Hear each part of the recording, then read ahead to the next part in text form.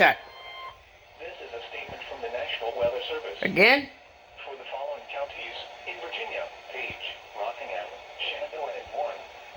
Winter storm warning in effect from 9 p.m. It said it got issued at 12:13, Heavy snow and it's literally 1:35. of 4 to 6 inches. I'm so confused now. Areas affected include Rockingham, Shenandoah, And also, they took a and minute. Warren counties.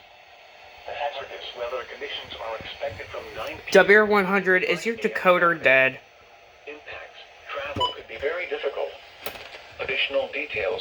Snowfall rates of 1 to 2 inches per hour are possible for a few hours under the heaviest snow bands. Visibility may be reduced to less than 1/2 mile at times. If you must travel, keep food and water in your vehicle in case of an emergency.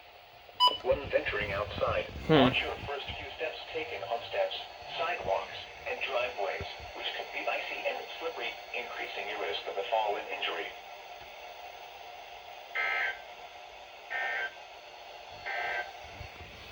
This is a statement from the National Weather Service.